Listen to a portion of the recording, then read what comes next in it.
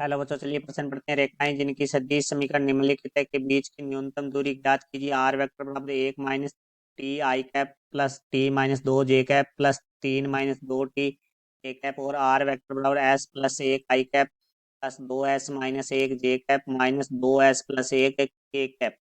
मुख्य अवधारणा। तो हमारा जो प्रश्न है वो त्रिविमीय में ज्यामिति से संबंधित है। तो देखो हम बात करेंगे, हमारे पास यदि एक रेखा है जिसकी समीकरण है आर वेक्टर बराबर एक वेक्टर प्लस लैम्डा बी ए वेक्टर, और दूसरी हमारे पास जो समीकरण है रेखा की वो है आर वेक्टर बराबर दो वेक्टर प्लस लैम्डा बी दो वेक्टर। तो देखो इन दो रेखाओं के मध्य न्यूनतम दूरी बराबर हमारे पास होता है मापांक दो वेक्टर माइनस ए वेक्टर डॉट बी एक वेक्टर क्रॉस बी दो वेक्टर बट्टा में हमारे पास होता है बी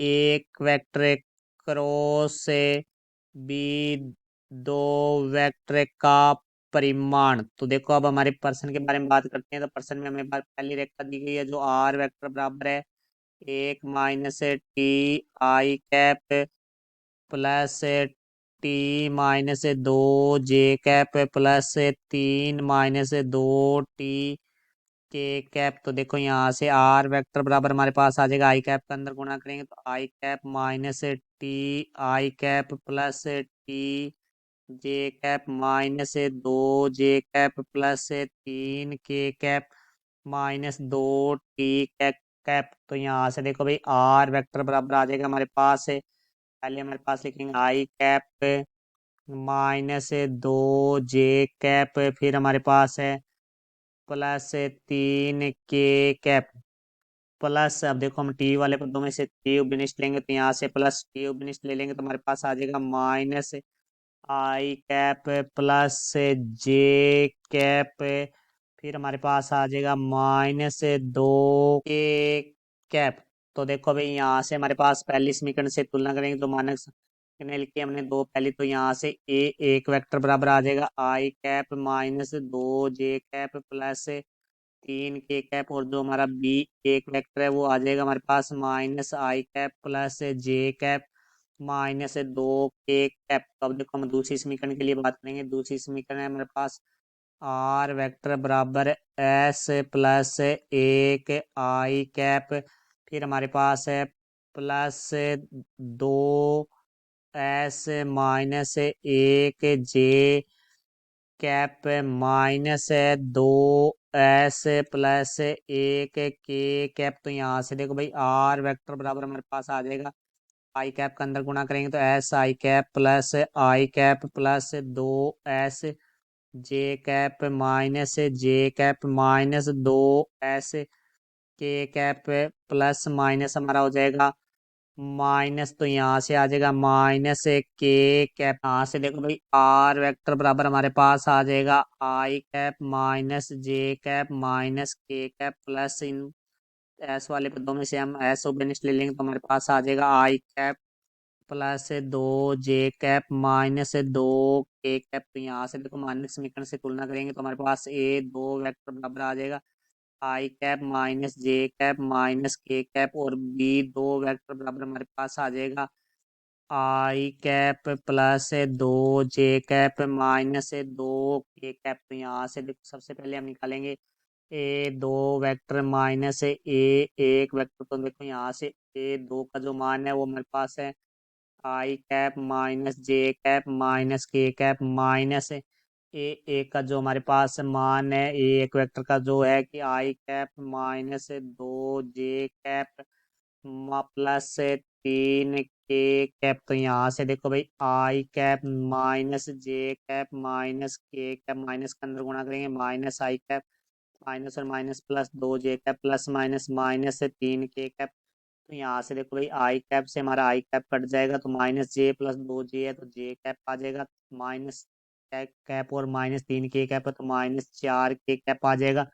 फिर हम यहाँ से निकालेंगे B1 vector cross B2 vector, जो कि हमारा सारणिक से निकलेगा। तो सारणिक पहली पंक्ति में आई कैप, जे कैप, के कैप, और दूसरी पंक्ति में हमारे B1 वेक्टर के जो घटक है वो लिखेंगे, जो कि हमारे पास है -1, 1, -2। फिर हमारे पास जो तीसरी पंक्ति है उसमें B2 के घटक लिखेंगे, तो वो हैं 1, 2, -2। तो अब देखो प्रथम पंक्ति सापेक्ष इसका प्रसार करेंगे, तो यहाँ से आई कैप आ जाएगा। तो हम आई कैप जिस पंक्ति और स्तंभ है उसको छोड़कर शेष पंक्ति शेष अवयवों को सारणी के रूप में लिखेंगे। तो 1, -2, 2, -2, माइनस, फिर जे कैप आता है हमारे पास, फिर दूसरी जे कैप जिस पंक्ति और स्तंभ में आ रहा है उसको छोड़कर शेष अवयव -1, -2, 1, -2। फिर हमारे पास प्लस का निशान आएगा, तो प्लस के कैप, के कैप जिस पंक्ति और स्तंभ में आ रहा है उसको छोड़कर शेष अवयवों को सारणी के रूप में -1, 1, 1, 2। देखो यहाँ से इसको हम हल करेंगे, तो आई कैप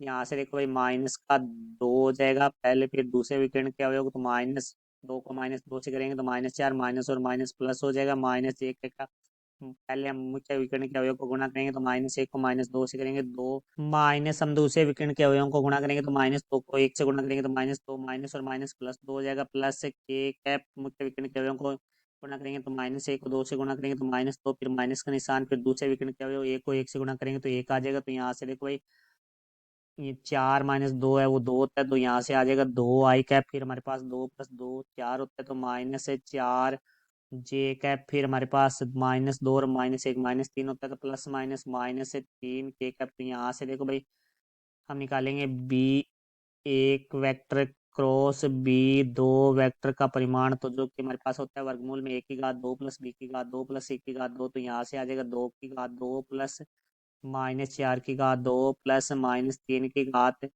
2। तो यहाँ से देखो भाई हमारे पास आ जाएगा वर्गमूल में 2 की घात 2 है वो 4 हो जाएगा, प्लस -4 की घात 2 है वो 16 हो जाएगा, प्लस -3 की घात 2 है वो 9 हो जाएगा। तो यहाँ से हमारे पास आ जाएगा बराबर में वर्गमूल 29।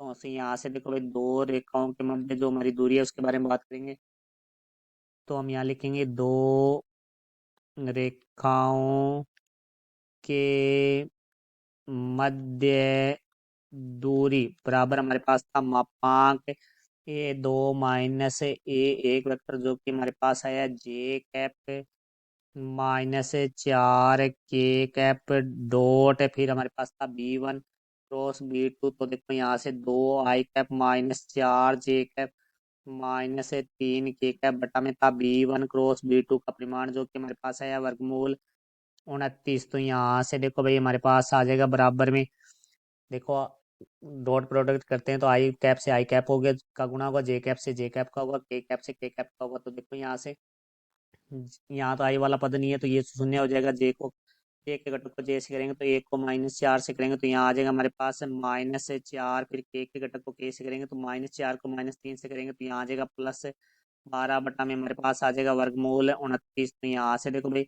हमारे पास बराबर में आ जाएगा 12 में से 4 जाएंगे 8, 8 का मापांक है वो 8 ही होता है, तो 8 बटा में वर्गमूल 29 इकाई। तो ये हमारे प्रश्न का उत्तर हुआ। मैं आशा करता हूँ समझ आया होगा। धन्यवाद।